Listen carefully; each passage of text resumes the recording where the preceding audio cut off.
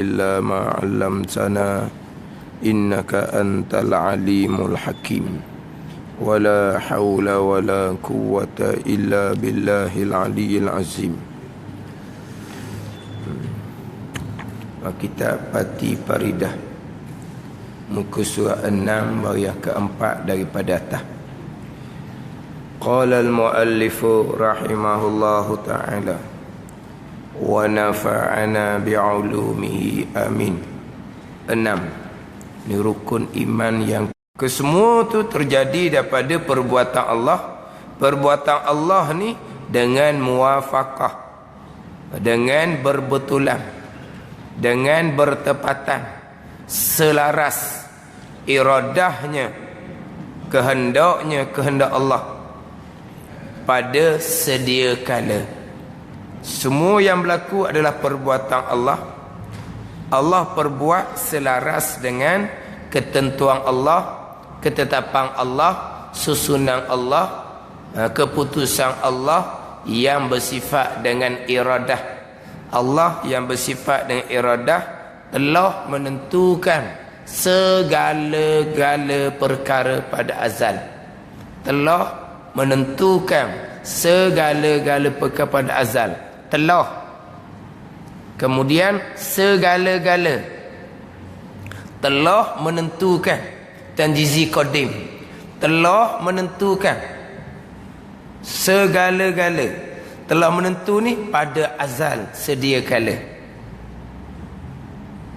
Sebab segala-gala yang berlaku ni perbuatan Allah.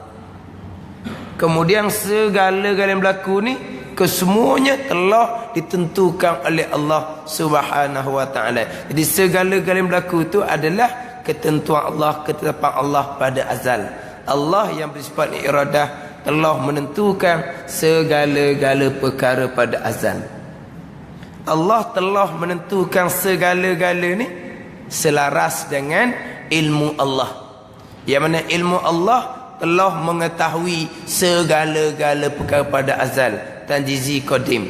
Ilmu mengetahui segala-gala perkara pada azal, iradah menentukan segala-gala perkara pada azal.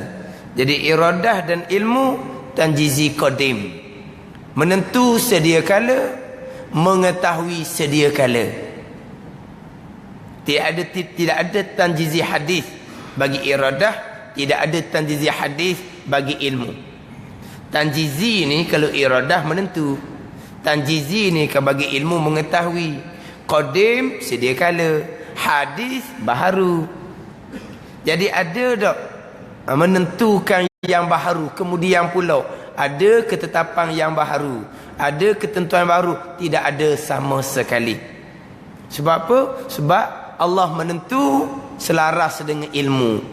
Ilmu ada tak Tuhan baru tahu kemudian? Tidak ada.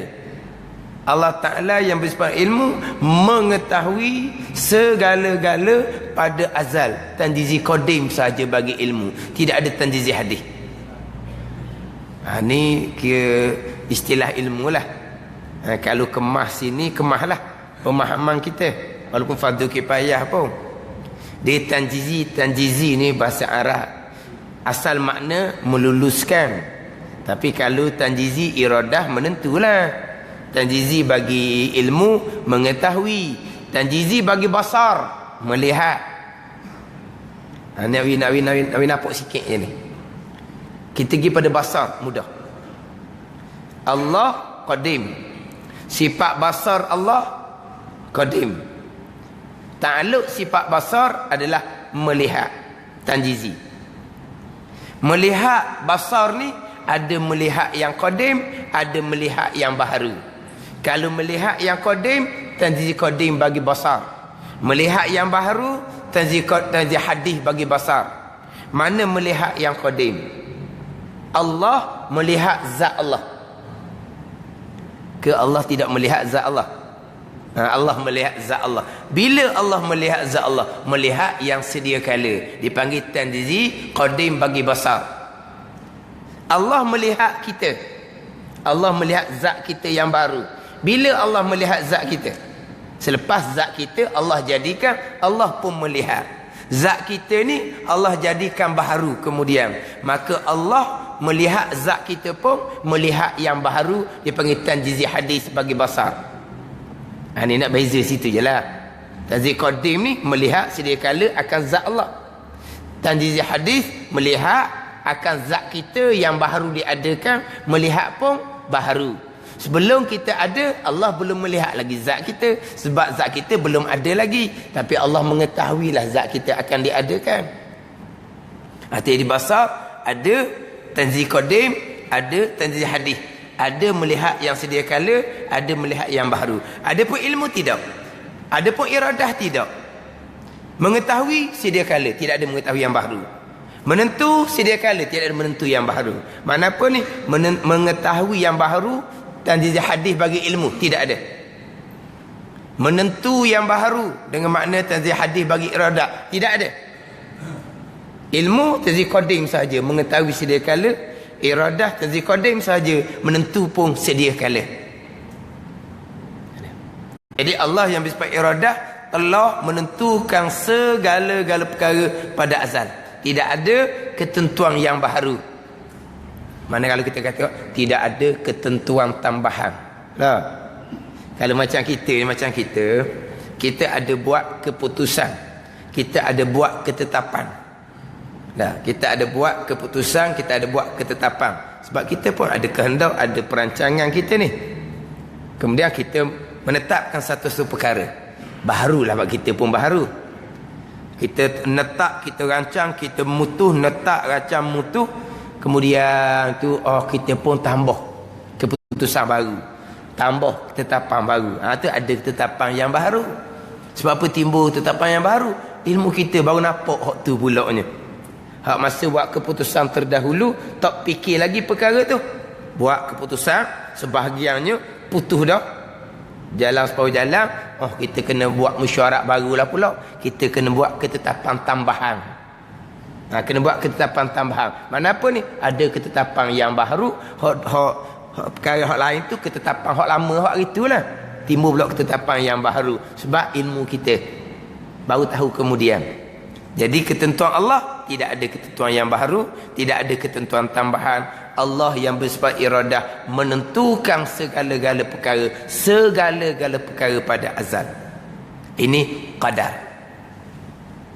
Sampai masa segala-gala perkara yang ditentukan Allah akan berlaku. Masya Allahu kan wa man lam yasha lam yakun. Perkara yang Allah kehendak akan berlaku, perkara yang Allah tidak kehendak tidak akan berlaku. Sampai masa berlaku, kesemua yang berlaku itu adalah perbuatan Allah. Itu dia panggil qada. Ini rukun iman yang keenam. Jadi minggu lepas saya ada pergi pembicaraan berkaitan dengan ketentuan mubram mu'allaq yang tercatat di Lauh Mahfuz. Itu sebagai ayat yamhullahu ma yasha wa yusbi wa indahul umul kitab. Memadam, mengubah Allah Ta'ala akan perkara yang kehendak, dan menetap Allah Ta'ala akan perkara yang kehendak. Di sisi Allah ada umul kitab, yang Lauh Mahfuz. Adapun di ilmu Allah azali itu, ma yubaddalul qawlu ladaya wa ma ana bizallamin lil abid. Mana tidak diubah akan keputusan di sisi aku, tapi aku tidak akan diubah sama sekali. Itu hak mubram di ilmu Allah Subhanahu wa Ta'ala. Tetapi di iradah di ilmu Allah, ketetapan yang tergantung, yang mu'allaq, yang diperintah akan malaikat catat di Lauh Mahfuz, ada juga di iradah ilmu Allah yang qadim. Adalah. Sebab apa yang Tuhan perintah malaikat catat kemudian 40,000 tahun sebelum dijadikan Nabi Adam alaihi salam, 40,000 tahun sebelum dijadikan Nabi Adam AS, Allah Ta'ala perintah malaikat catat ketentuan di Lauh Mahfuz. Maka Allah Ta'ala perintah malaikat catat ni ada yang mubram, ada yang putus satu jalan, ada yang mu'allaq, ada yang tergantung antara dua jalan.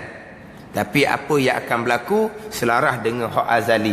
Tapi di iradah ilmu Allah ada tak hak mu'allaq ni? Adalah, sebab Allah menentu pada azal, ia akan perintah malaikat catat dalam keadaan tergantung. Dan Allah mengetahui pada azal, ia akan perintah malaikat catat dalam keadaan tergantung. Tapi apa yang akan berlaku di antara dua jalan tergantung ni, Allah telah menentukan pada azal dan Allah telah mengetahui pada azal manakah yang akan berlaku. Itu ialah ada tak di ilmu Allah. Hak catatan malaikat yang muallaq di ilmu pun ada dari ilmu Allah.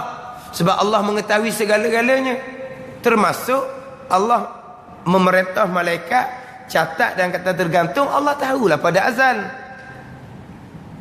Yang mana Allah akan memerintah malaikat catat catatan yang muallaq, yang tergantung di Lauh Mahfuz. Tapi apa yang akan berlaku di antara dua jalan yang muallaq ni, Allah telah menentukan pada azal, Allah telah mengetahui pada azal manakah yang akan berlaku. Mana di azali ni memang tidak adalah yang muallaq, semuanya berberam belaka. Tapi hak malaikat catat muallaq di Lauh Mahfuz ni ada di iradat ilmu Allah. Adalah Allah menentukan malaikat akan diperintah supaya catat dalam keadaan muallaq. Allah mengetahui pada azal malaikat akan diperintah catat dalam keadaan muallaq tergantung. Ada di iradat ilmu Allah. Tapi antara yang akan berlaku tergantung ni, segala-gala Allah telah menentukan, segala-gala Allah telah mengetahui. Termasuk manakah yang akan berlaku antara dua jalan ketentuan yang muallaq ni. Mana muallaq adalah hanya di catatan malaikat di Lauh Mahfuz. Antara yang akan berlakunya antara dua jalan yang muallaq tersebut, Allah telah menentukan segala-gala pada azal dan Allah telah mengetahui segala-gala perkara pada azal. Ada gitu ya. Jangan kita naik hak muallaq tu di ilmu Allah azali tu, di ketentuan Allah azali tu. Jadi bercanggah dengan rukun iman yang keenam. Rukun iman yang keenamnya, Allah telah menentukan segala-gala perkara, sekalian perkara, kesemua perkara pada azal. Itu ya rukun iman. Kalau muallaq tergantung ni makna belum lagi menentukan. Menentukan dua jalan. Lepas tu antara dua tu Allah belum menentukan. Punah rukun iman yang keenam. Memang Allah perintah malaikat catat dan tergantung hak mana yang akan berlaku sampai masa Allah telah menentukan segala-gala perkara pada azal dan Allah telah mengetahui segala-gala perkara pada azal. Tapi memanglah muallaq tu ada di iradat ilmu Allah. Adalah sebab Allah akan perintah malaikat tulis tergantung. Memang Allah menentulah, Allah mengetahui. Tapi apa yang akan berlaku sampai masa Allah telah menentukan segala-gala pada azal. Allah telah mengetahui segala-gala perkara pada azal. Sebab itulah dia ketentuan yang muallaq ni dalam kitab Pati Faridah ni, yang dikhalasahkan daripada kitab Faridatul Faraid, tidak ada pembicaraan ketentuan yang muallaq dalam kitab Faridatul Faraid. Tidak ada. Kalau kita cari kitab, bukan kitab kecil, Pati Faridah yang direngkaskan daripada Faridatul Faraid, bukan kitab kecil. Ini kitab yang pertengahan lah. Kecil pun tidak, besar sangat pun tidak. Walaupun kitab ni bukan kitab kecil, pun tidak ada dihuraikan berkaitan dengan ketentuan yang muallaq yang tercatat di Lauh Mahfuz. Tidak dibicarakan. Kalau kita nak jumpa pembicaraan ketentuan muallaq ni, kena buka kitab yang besar-besar baru jumpa. Baru jumpa ketentuan yang muallaq. Kitab kecil-kecil tak akan jumpa. Kitab besar-besar pun bukan semua kita akan jumpa pembicaraan ketentuan yang muallaq yang tergantung, yang dicatat di Lauh Mahfuz. Ni kadang-kadang apabila tauhid membaca sendiri, akhirnya hak tergantung di ilmu Tuhan pun tergantung juga. Besar-besar. Tauhid tidak boleh membaca sendiri. Tauhid tidak boleh membaca sendiri. Berguru sampai peringkat kita kena mahir, barulah kita boleh menyampaikan ilmu tauhid. Lepas tu kita orang belajar tauhid ni, haram kita belajar ilmu tauhid dengan guru yang tidak berguru dan guru yang tidak mahir. Haram. Ini usuluddin. Salah sini memang kiabiah. Kisah salah tutup buku. Dia nak mengajar kita tauhid, dia belajar mana? Dia belajar pondok. Ada lah tu. Dia mengaji tu kita tauhid pondok. Tapi pondok sendiri pun dia ada lebih kurang pula. Ada pondok yang kupasan tauhidnya dalam. Ada pondok yang kupasan tauhidnya lesen sikit. Faham tak lesen? Faham lesen tak? Kenal tak piring lesen? Kenal piring lesen? Piring lesen yang kita makan mudah tupuh. Tu piring lesen. Dia nak piring geluk apa panggil? Geluk tu dalam sikit. Budak-budak kena pakai piring geluk gitu, piring lesen, dia tupuh. Jadi ada jugalah huraian tauhidnya mungkin lesen sikit lah pondok sendiri pun. Lepas tu kena pastikan molek kita nak belajar ilmu tauhid ni. Memang dalam kitab-kitab yang pertengahan sekalipun tidak dibicarakan ketentuan yang mu'allaq. Tapi kalau kita faham di rukun iman yang keenam ni, sekalian yang berlaku kesemuanya perbuatan Allah selaras dengan ketentuan Allah. Kenapa? Allah yang bersifat iradat telah menentukan sekalian perkara, telah menentukan kesemua perkara, telah menentukan kesemua perkara.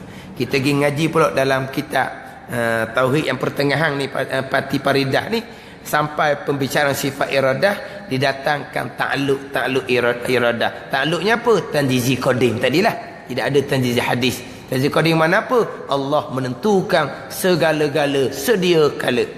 Mana apa? Telah menentukan segala-gala perkara sedia kala. Tak ada tergantunglah hak azali tu lah. Hak azali. Yamhullahu ma yasha wa yusbi wa innahu umul kitab. Itu catatan yang tersurat di Lauh Mahfuz. Sebab tu terkadang kalau kita nak menghuraikan ketentuan azali, ketentuan yang tercatat di Lauh Mahfuz, ketentuan azali, ketentuan yang tercatat di Lauh Mahfuz ni, kita kena letak molek, bagi molek. Ketentuan azali selama-lamanya. Catatan malaikat di Lauh Mahfuz hanya sampai kiamat sahaja. Tak sama. Tetapi apa yang telah perintah malaikat catat di Lauh Mahfuz, hak mubram, hak putuh selaras dengan hak azali. Apa yang telah perintah malaikat catat dalam keadaan tergantung, sama ada umurnya 60, sama ada umurnya 61, ditambahkan, dipanjangkan umurnya, itu pun telah ada di azali. Kalau umurnya 60, yang akan berlakunya 60 lah. Kalau umurnya 61, yang akan berlakunya 61 lah. Yang mana antara 60-61 yang tercatat di Lauh Mahfuz ni, malaikat pun tak tahu hak mana sebenarnya. Hak tu malaikat, dia ada pula suhuf malaikat, catatan malaikat sendiri. Jadi dengan catatan dia ni, orang ni umur 60, dia nak pergi cabut umur 60, tiba Tuhan tak wui lagi, tak apa masa lagi, sebab dia bukan 60, dia 61. Tu tergantung tu. Sebab apa 61? Sebab azali menentukan 61. Kenapa dia catatan malaikat ada 60? Sebab dia catatan malaikat ni tergantung, ada 60, ada 61. Jadi malaikat pun tak tahu. Dah 60 sampai masa malaikat nak menjalankan tugas, dah lagi tak apa masa lagi Tuhan kata. Sebab apa? Di ilmu Allahnya dia memang 61. Maknanya di iradat ilmu azali itu tetap dah segala-gala perkara. Faham tak? Jadi hak tercatat di Lauh Mahfuz ni, hak mana yang akan berlaku antara dua jalan, satu yang selaras dengan azali, itu yang akan berlaku. Mana yang akan berlaku antara dua jalan ni, malaikat pun tak tahu. Malaikat yang tukang catat, yang tukang pelihara pun tak tahu. Kita ni hak catatan malaikat di Lauh Mahfuz itu hak itu kan pembicaraan kita tu. Cuma kita beriman catatan malaikat ni ada yang mubram, yang putus, ada yang mu'allaq, yang tergantung. Malaikat catat tergantung, diperintah oleh Allah Subhanahu wa ta'ala, gitu je. Lepas tu macam mana kita? Tak ada macam mana kita. Macam sekarang, usaha, itulah.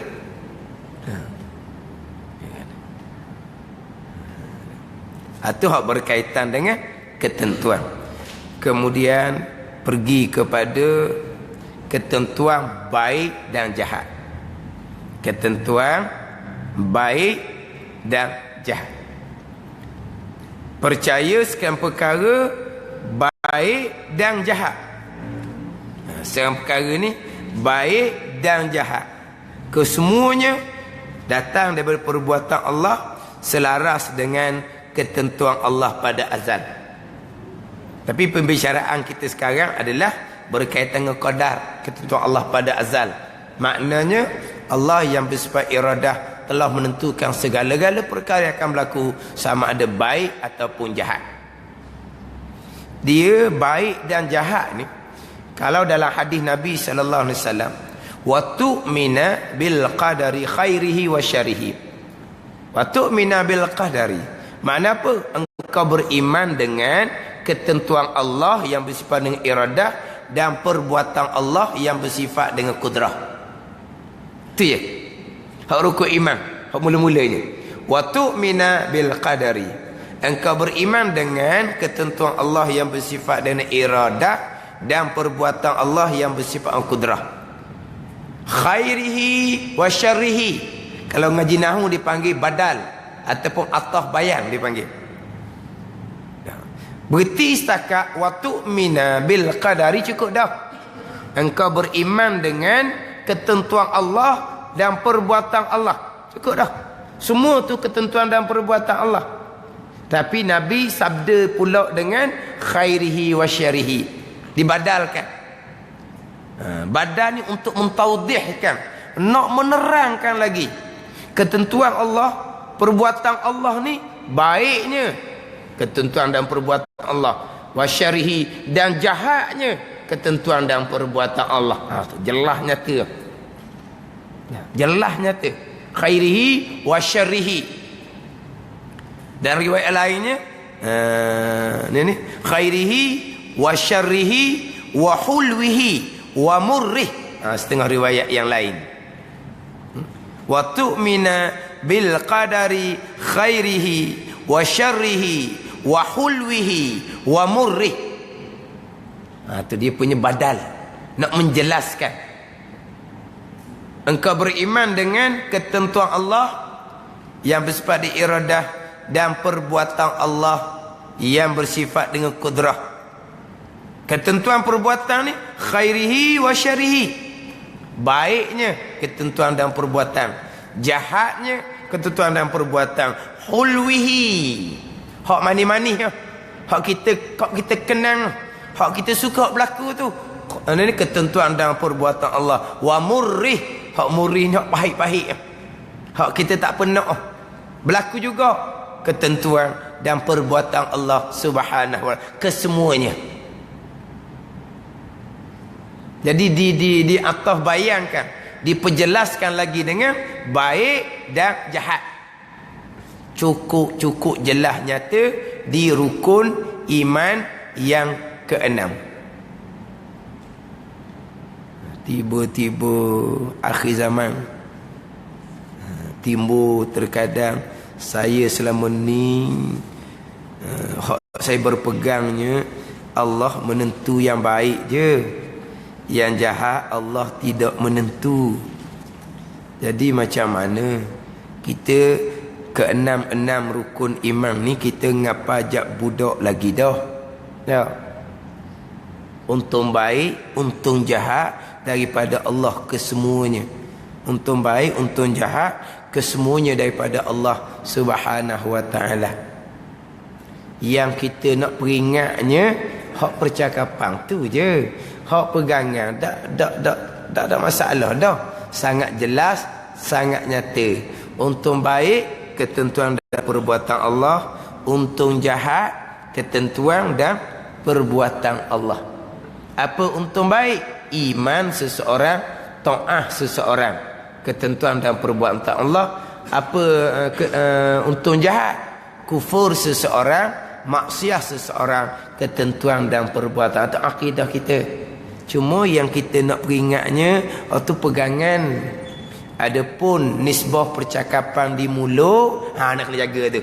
Itu nak kena peringat nisbah percakapan di mulut, wajib kita beradab dengan Allah dengan bahawa jangan sesekali kita menyandarkan perkara yang jahat, perkara yang buruk kepada ketentuan dan perbuatan Allah. Itu adab percakapan. Nak jaga situ, takut terlajar.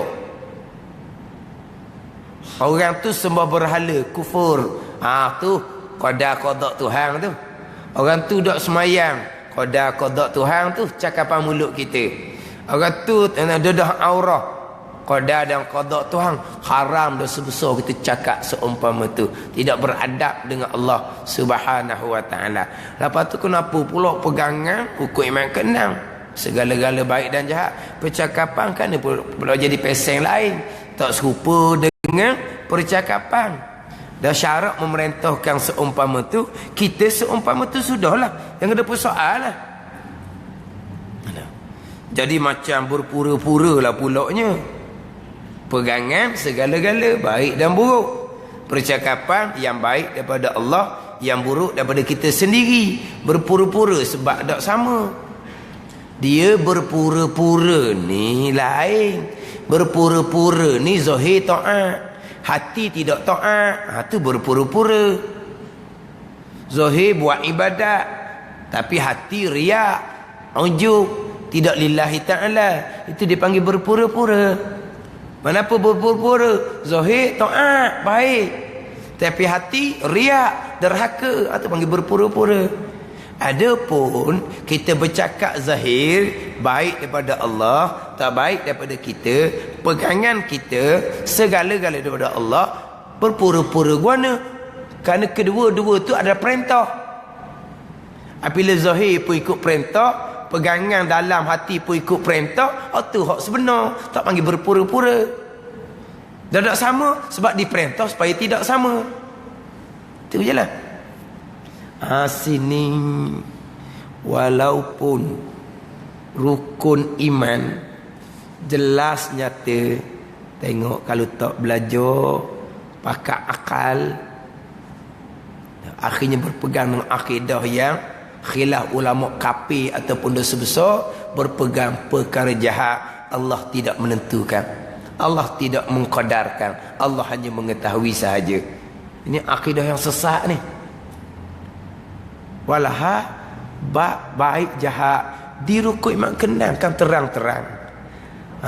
Bak ikhtiar dan usaha yang terkadang terpesong. Bak ikhtiar usaha yang terkadang terpesong. Hak tu tak ada ditajuk rukun iman keenam, ikhtiar usaha. Hak tu kena ngaji suku pula tambahan. Tapi kena ngaji molek lah. Bak ikhtiar usaha ni terpesong dalam bab ni, tak ada benda lah jawapan dia. Tapi nak ceritanya ditajuk rukun iman yang keenam, tidak didatangkan pembicaraan bab ikhtiar usaha. Kalau kata terpesong, dia tak mengajilah panggilnya, dia hanya ngapal rukun iman je, huraian panjang, dia tak mengaji. Ni rosak agama. Tetapi kalau ketentuan jahat, hak tu tajuk rukun iman yang keenam.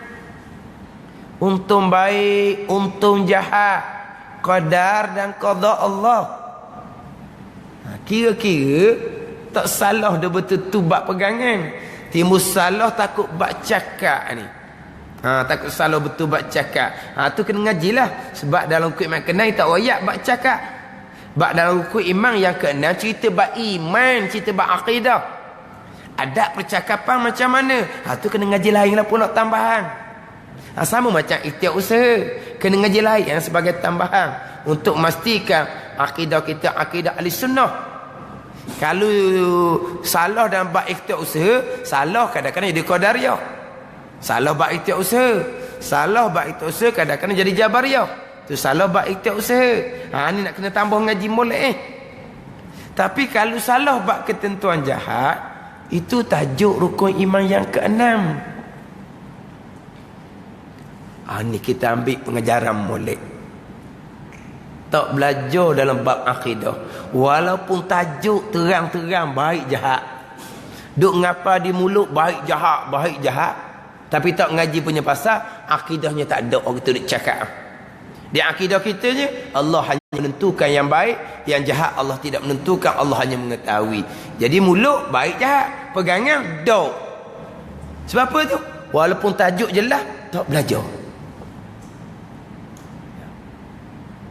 Tapi semayang, puasa tak tinggal. Jadi macam mana semayang puasa? Bab akidah ilmu yang pertama tak luluh. Ni akhir zaman. Faham tak? Tak ada belaka semain puasa tu kalau hukum imam tak luluh. Tak ada. Zakat haji pun tak ada. Walaupun pakai pandangan muktamad, berpegang perkara jahat, Allah tidak menentukan. Allah hanya mengetahui pandangan muktamad kata tak kafir, dosa besar. Cukup dah dosa besar tu. Sembahyang walaupun sah, puasa walaupun sah, pahala tak ada. Kita cerita hak kebajikan hak wajib ni. Hak sunat tu sudah tanya. Oh, pahala sembahyang fardu tak ada, akidah salah. Walaupun tak jatuh hukum kafir pun atas pandangan muktamad. Pahala puasa Ramadan pun tak ada, pahala haji pun tak ada, dan pahala sembahyang sunat, puasa sunat, tak sudut tanyalah tu. Jelas-jelas di tajuk rukun iman yang ke-6. Ke mana? Ngapa kan rukun iman yang ke-6? Beriman dengan ketentuan baik datang dari qada dan qada Allah gitu je. Tak ada ketentuan jahat. Tak ada ke? Untung baik, untung jahat. Lepas tu jahat untung juga ke? Oh tu bahasa lama. Untung di sini bukan makna untung rugi. Untung makna ketetapan. Untung baik, ketetapan baik. Untung jahat, ketetapan jahat. Bukan untung lawan rugi ni, bukan. Ini ada orang dia main bahasa. Tengok tu, untung baik, untung jahat. Jahat ada untung juga, dia kata. La ilaha illallah. Jahat ada untung juga. Sebab apa? Sebab kita pandang kepada jangan ada kau tu. Kita kena letak syariat. Hak pandang hakikat itu sampai makam. Jangan menafikan syariat. Jangan menafikan syariat. Tapi kalau kita betul sampai makam hakikat atau pembicaraan lain. Jangan kita pergi pada hakikat. Hak jahat pun datang dari Allah. Baik untung belakangnya. Kita pandang daripada Allah, jangan pandang daripada buatan manusia. Di mana hukum syariat yang melarang, yang menghukum mereka yang melakukan kejahatan. Itu syariat, kena jaga molek. Jangan terlajak. Akhirnya menafikan syariat, batal agama, jangan main. Jaga molek ni. Mana untung di situ bukan masalah untung rugi. Untung masalahnya adalah ketetapan.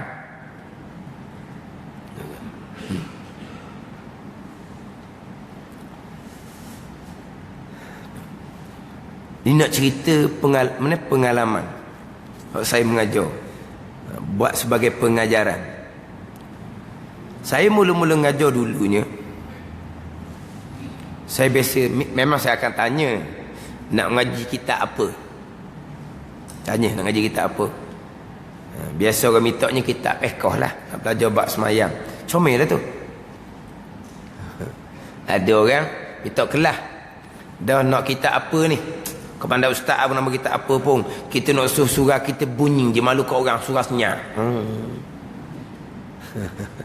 Dia nak suruh surah dia bunyi je, malulah. Lepas main maghrib senyap je surah. Orang panggil apa ni? Orang panggil tukang yang diberi tanggungjawab supaya atur surah ni tak etis, tak kenal orang, tak kenal ustaz tu. Dah tahu nak cari ustaz, jadi komang Jadi dia kata buat kelas takat nak suruh bunyi, malu kat orang. Ustaz mengajar apa? Ustaz mengajar lah, dia kata. Oh gini, kalau tak beri surah kita senyap, pasanglah keset orang mengajar. Pasang keset orang mengajar tu, kalau dia dengar suara tak kata keset. Tak kata kesetnya. Kalau dia pasang, dia tengah surah dia pasang rakaman. Tengok, tak ada orang pun depan tu. Ada kesek je depan. Orang dah tahu luar. Kalau setakat nak suruh bunyi surah tak ambil malu kat orang, ada gitu. Tak tahu je pakar orang panggil. Tapi hak tepat, hak moleknya nak minta pekah. Tak apalah, pekah lah. Tauhid ni payah kau nak ajar. Senang ajar pekah. Dia tauhid ni. Tak apalah. Ada pekah, tak ajar pekah. Fadhu ain belaka kan. Saya ingat dulu ngajar bab kitab Muniyatul Musalli. Pekah lah. Tapi dalam mengajar ni dia banyak keluar tajuk lain lah dalam mengajar ni. Saya tu keluarlah tajuk ketentuan untuk perkara baik, perkara jahat. Qadar dan qada Allah Subhanahu wa taala. Timbul lalu orang tanya, "Ustaz takkan hak jahat Tuhan netu juga?" Kata bala mana ni? Orang tanya. Hak orang tanya tu kalau kita kata ketua pelajar lah.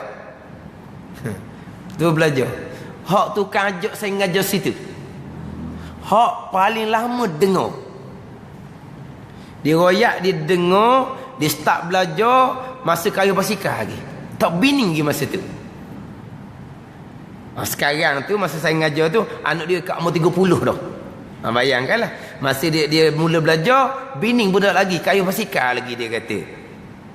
Masa saya ngajar tu dia orang senang lah, ada masjid, ada apa lah. Tapi nak ceritanya sebelum dia bining lagi, dia belajar dah. Masa tu anak dia kat umur 30 dah. Bayang kalau mana dia dengar. Tapi dia jadi mencari.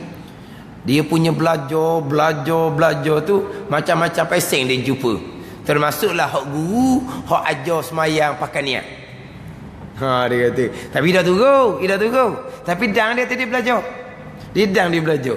Tu guru ajar semayang pakai niat. Tak apa semayang pakai niat. Pakai niat. Tak semayang. Siapa tak makan pakai niat juga. Tak payah makan lah. Tak apa tu. Tak semayang pakai niat. Tak makan, buah nasi depan, niat sudahlah. Lepas tu ambil nasi tu, kita makan. Dia jangan makan, niat sudahlah. Tak makan nasi, pah makan. Pakai niat sudahlah. Tersedut makanlah nasi tu. Tapi nak oyak dia belajar sungguh-sungguh sampai kerja pun macam-macam peseng. Dia pun tanyalah, hak jahat Tuhan juga ke Ustaz? Allah jiwa ni cuba haji baca rukun iman. Dia pun baca rukun iman. Yang pertama, yang kedua sampailah rukun iman yang keenam, untung baik, untung jahat. Dah haji ke apa dia untung jahat? Itu orang belajar dah juga tu, dah kena jalan molek. Lepas tu dalam kitab Minhajul Abidin, orang yang tak belajar, kam man adalah anha fadallah. Beberapa ramai yang berpaling daripada ilmu maka sesat. Itu kata Imam Ghazali. Berpaling daripada ilmu sesat. Terutama sekali ilmu akidah. Walaupun semayang bang rajin, belajar tak ambuh, tak pakai rawat. Pakai rawat. Tapi kalau akidah tu salah. Imam Ghazali katakan man adalah anha fadallah. Beberapa ramai yang berpaling daripada ilmu maka sesat. Sesat warna ni.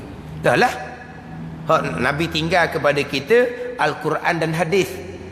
Selama mana Nabi kata kita berpegang dengan Quran dan hadis, selama itulah kita tidak akan sesat. Kalau kita tidak berpegang Quran hadis, kita akan sesat. Jadi macam mana kita nak berpegang Quran hadis? Melainkan kena ada ilmu. Bukan berpegang Quran hadis nak ambil Quran pegang gitu, bukan. Ambil kita hadis pegang gitu, bukan. Macam mana kita nak berpegang dengan akidah Quran hadis? Macam mana kita nak beramal syariat zahir Al-Quran dan hadis?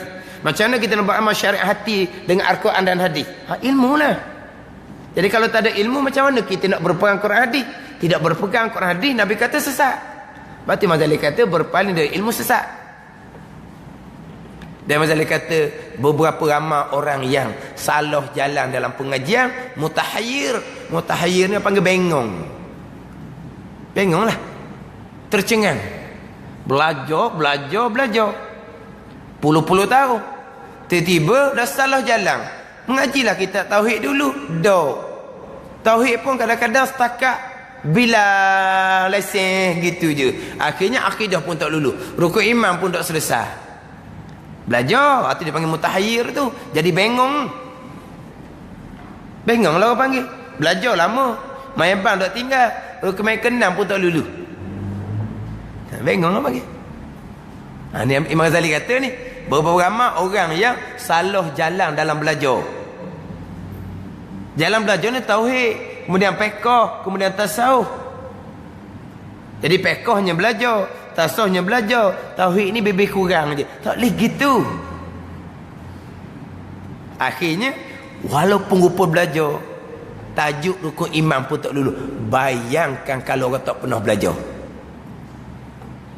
Bayangkan, walaupun kalau orang tak pernah belajar, walaupun tajuk rukun iman tu syarrihi, jahat pun qada dan qada Allah, boleh salah macam mana ikhtiar usaha.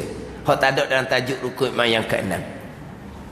Kalau tak ada ilmu tauhid, ilmu usuluddin, maka dia pun pakai akalang dia. Pakai akalang tak jumpa jalan lah jawapan dia. Pakai akal. Takkan hak jahat Tuhan netu juga, benda jahat benda Tuhan marah. Dia main gitu. Ya. Itu contoh tu pengajaran molek. Dan memang ramai saya jumpa. Ustaz lama kening, memanglah pegangan saya ni hak baik je. Tuhan netu, Tuhan netak. Hak jahat takkan Tuhan netu, Tuhan netak benda Tuhan marah kan. Benda Tuhan marah takkan Tuhan netu, Tuhan netak. Dia kata, kalau kita. Dia pakai akal dia.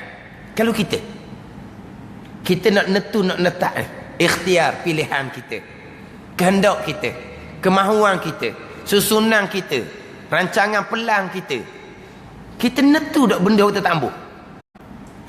Pasti tidak. Ni cerita orang akalan yang terpesong ni. Dia pakai akal dibandingkan dengan dia. Kalau kita netu netak, mesti benda kita kenang. Benda kita tak mampu, kita takkan netu netak.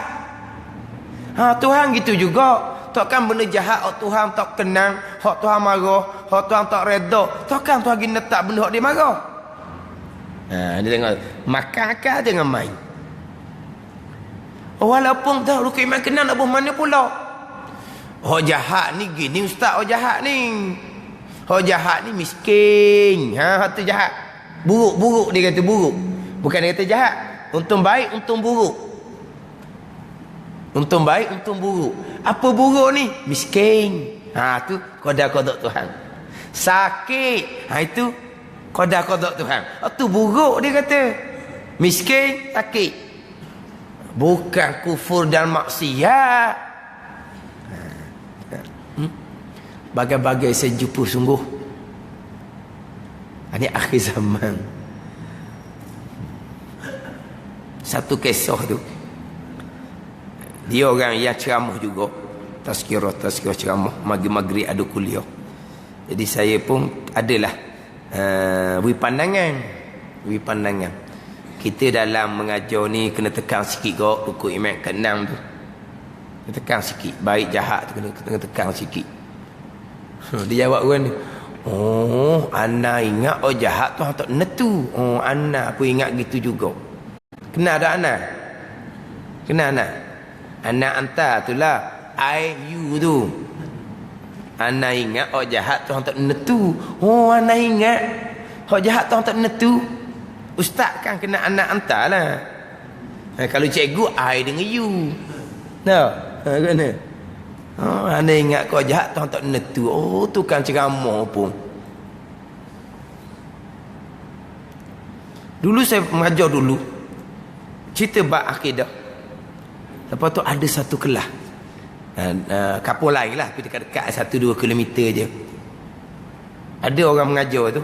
Dia kata ada ustaz mengajar. Hak jahat Tuhan netu juga. Mari mana gitu. Takkan hak Tuhan marah Tuhan netu juga. Dia beta. Kelas lain.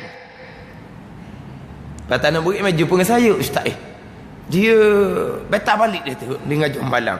Ada ke mengajar hak jahat Tuhan netu juga. Hak jahat Tuhan marah kan. Takkan Tuhan netu benda jahat. Dan sekarang ni dia ngaji mana? Dia tak ngaji. Dia jenis kelek buku mari-mari gitu je.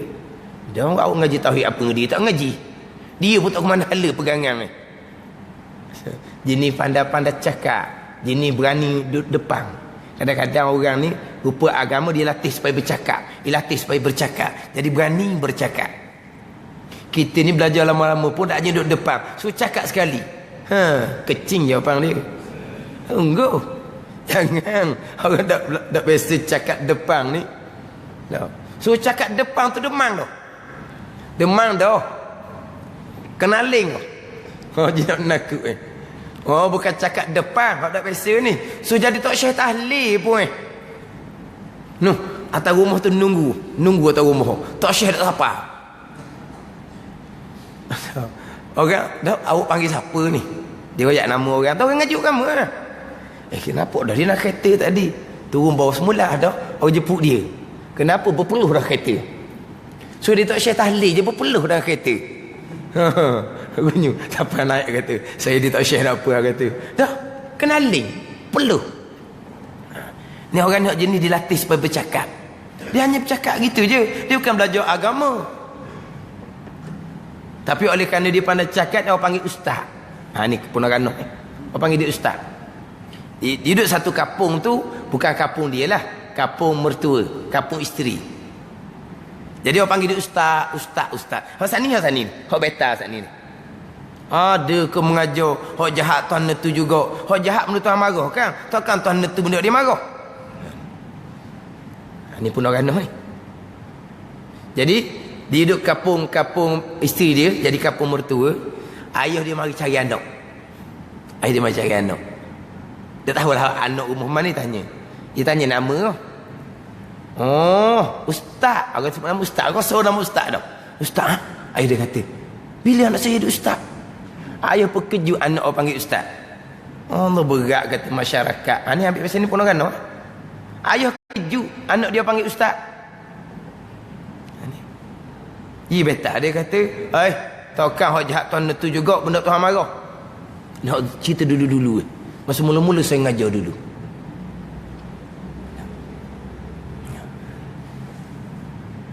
Dia kerja ni bahagian agama. Pejabat ni bahagian agama. Tapi di kalangan kaki tangan ni ada hak bukan bahagian agama. Sebab dia di bahagian agama sekalipun dia ada juga bahagian komputer ke ni. Jadi kaki tangan ni bukan bahagian agama. Kaki tangan bukan bahagian agama. Jadi tempat dia tu boh dia ustaz biasalah buat program tazkirah sebelum kerja. Tazkirah dalam setengah jam gitulah sebelum masuk kerja. Jadi boh dia ni ustaz, dia bagilah tazkirah, motivasi. Jadi anak buah dia ni hak bahagian komputer, hak bukan bahagian agama ni, dicadang kepada boh dia supaya tazkirah tu tekan bab akidah. Lepas tu anak buah dia katalah, sebab kadang-kadang pegangan ni kadang-kadang tak kemah. Contoh dia yang contoh, sebab dia biasa walaupun anak buah dia bukan bahagian agama, tapi maghrib hidup sejid surah duduk belajar agama. Jadi dia buat contoh lah di antara bab rukun iman keenam, baik jahat tu, kadang-kadang ada orang dia tak berpegang hak jahat, qada Allah. Ada memang lah, boh dia kata. Hak jahat tu kan Tuhan netu pula. Allah. Boh dia pula. Ustaz ni ustaz.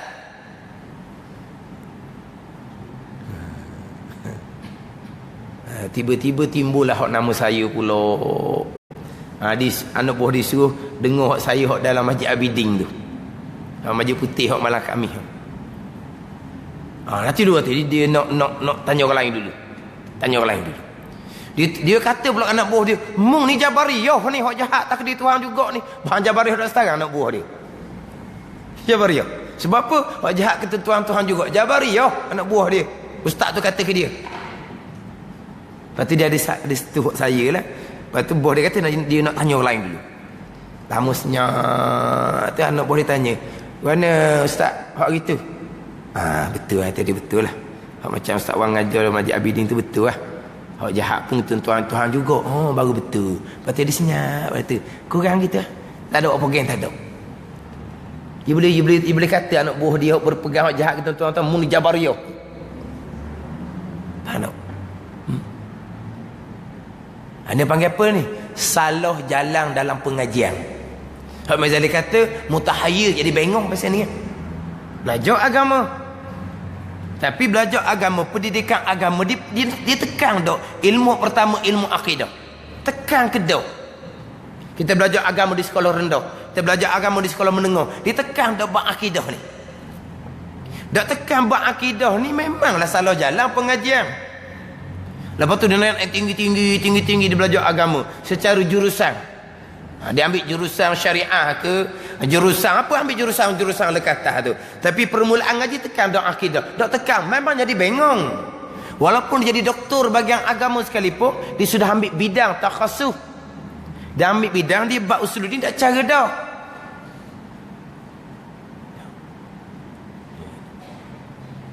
Sebab tu terkadang walaupun doktor bidang agama, bila setuh bab pegangan jadi kucalana. Sebab dia punya pendidikan daripada awal tu salah jalan dah. Imam Ghazali kata, banyak orang belajar agama salah jalan, mutahayyir, jadi cengang, jadi bengong. Kalau suruh cerita bab fiqh, apa hukum nak tanya? Tanyalah nak tanya pun bab fiqh. Dia mengaji cukup dalam, tapi akidah ditekan ke tak? Tak. Tanya bab akidah, apa? Pesong. Berpegangan akidah yang terpesong. Dia panggil salah jalan. Tinggi mana ilmu fiqh sekalipun, tapi kalau pegangan usuluddin tak lulu, tak ada.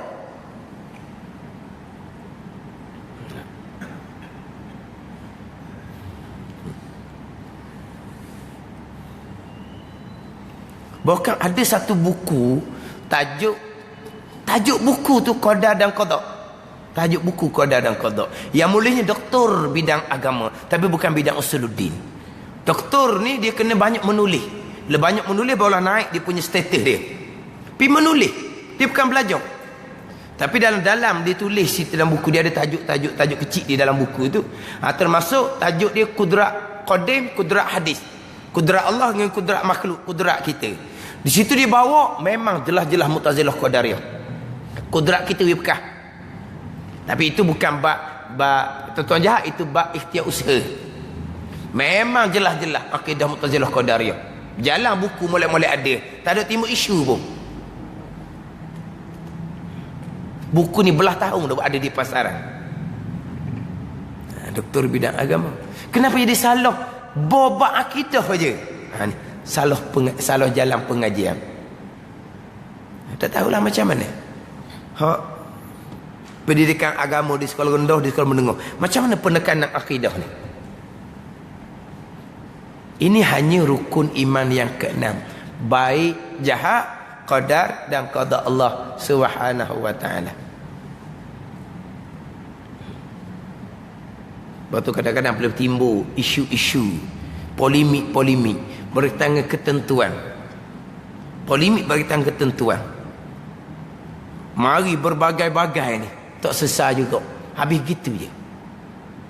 Mana benda tu tergantung betul ke salah. Tak jumpa jalan mana betul mana salah.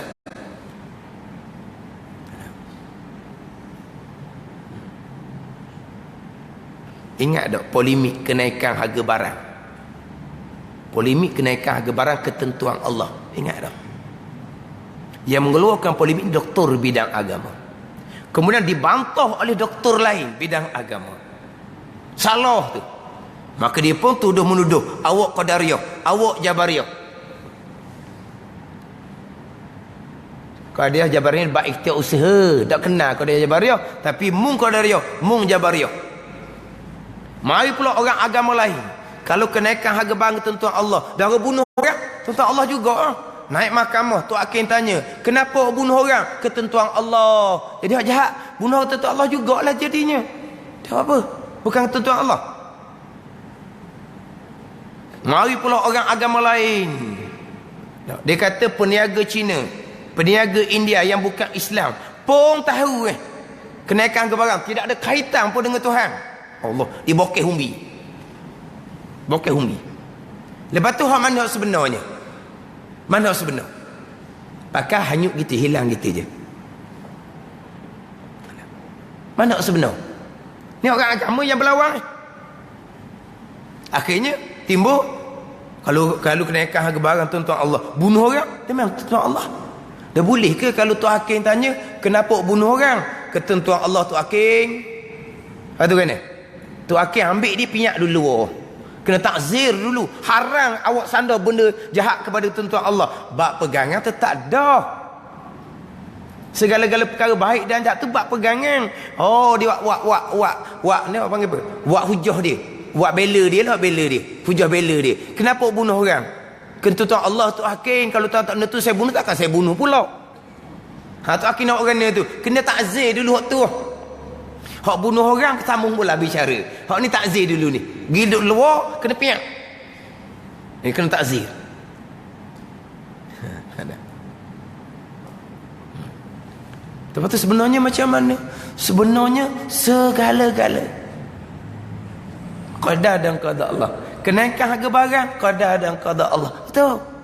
Tapi kenaikan harga barang ni pula berpunca daripada kelemahan manusia, kecuaian manusia, kejahatan manusia ataupun tidak. Situ pula. Bab perang kita memang dah segala-galanya. Kalau berpunca daripada kelemahan, kecuaian, kejahatan manusia, maka menyebabkan barang meningkat naik, haram kita sandar benda yang berpunca daripada kejahatan manusia kepada qada dan qada Allah. Haram ni sebuah percakapan. Ni sebuah pegangan tetap dah segala-gala. Tu pada masa Nabi menyandar kenaikan harga barang kepada ketentuan Allah, sebab pada masa Nabi kenaikan harga barang bukan berpunca daripada kelemahan Nabi sallallahu alaihi wasallam. Sebab kenaikan harga barang ni bagai-bagai punca dia, bagai-bagai asbab dia. Maka asbab tu berpunca daripada kelemahan, kecuaian, kejahatan manusia ataupun tidak. Tengok situ. Kalau tidak berkait dengan kecuaian manusia, sandarlah ke Tuhan. Tapi kalau berkait dengan kelemahan, kecuaian, kejahatan manusia, jangan bersandar ke Tuhan. Sebab itu berpunca daripada kejahatan manusia. Ni contoh-contoh. Kita aksiden. Memang ketentuan Allah segala-gala perkara. Tapi ni tengok pula aksiden tu puncanya apa? Saya bawa molek-molek. Bawa molek, mata pula segar, mengantuknya tidak. Bawa pula mengikut kelajuan lah. Mengikut kelajuan, molek bawanya. Tiba-tiba orang sebelah sana hok masuk alik kita. Maka kita ada kecuaian ke tak? Tidak. Maka kita boleh sandar kemalangan itu kepada qada dan qada Allah. Hak sebelah sana tu buat apa masuk alik orang, bawa dengan laju, bawa dengan mengantuk, potong ikut suka, dia tak boleh sandar kepada qada dan qada Allah sebab berpunca daripada kelemahan dia sendiri. Hak alik ini boleh sandar ke Tuhan sebab dia tak ada salah apa. Dia bawa molek je. Tu orang mari masuk lain, dia nak pergi ke mana ke datanglah dia nya. Tengok tu. Dari segi pegangan, kemalangan kedua-dua belah ni memang qada dan qada Allah. Punca. Punca mari mana tu? Satu pihak ni tak ada kecuaian sendiri, tidak ada. Sebab dia memang bawa ikut peraturan. Kan boleh berlaku juga kemalangan kan. Kita bawa comel kan. Dan you tengok ni banyak kan learning dia ada dalam rakaman ni, apa panggil apa? LCD apa kena dalam kereta tu kan. Dalam kereta tu kan dia ada, lepas tu dia boleh rakam kemalangan di hadapan, betul kan? Ada tengok bawa kereta slow duduk belah kiri. Slow je bawa kereta belah kiri. Kan dia tiga lain kan, highway duduk belah kiri.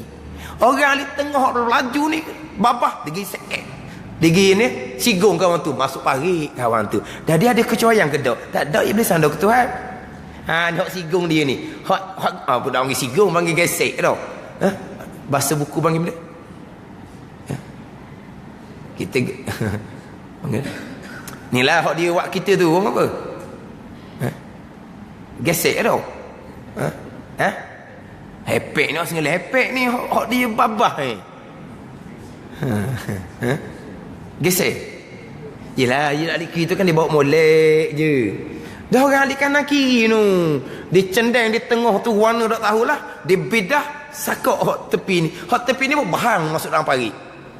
Kemalangan. Cuai dia tak ada, dia boleh sandar ke Tuhan. Hak ni hak cuai tengah ni. Tak ada sandar ke Tuhan tu. Bab percakapan, bab pegangan tetap dah segala-gala. Tapi nak ceritanya polemik tu jadi isu besar di kalangan orang-orang agama, tapi polemik tu jadi senyap begitu saja. Hak mana sebenarnya? Kita orang awam macam mana? Itu orang agama salah jalan pengajian.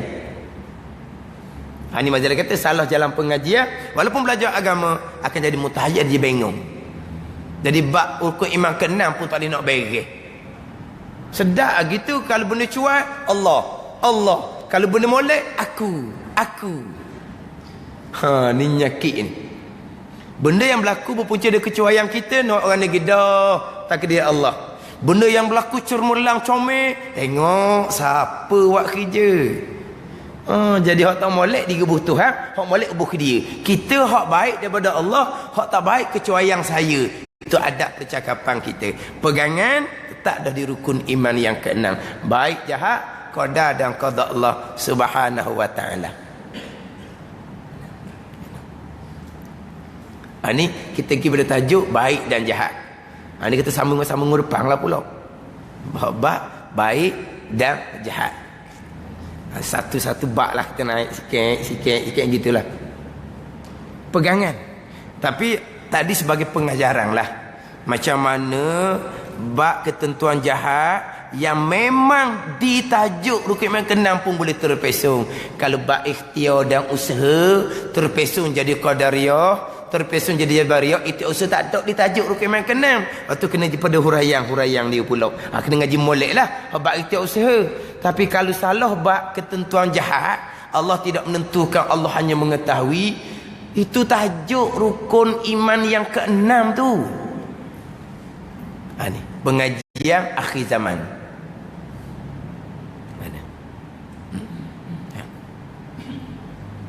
Jadi baik, jahat, sekalian perkara, kesemuanya datang daripada qadar dan qada Allah. Itu pegangan kita, rukun iman yang ke-6, adab percakapan kitanya yang baik daripada Allah, yang tak baik datang daripada kelemahan diri kita sendiri.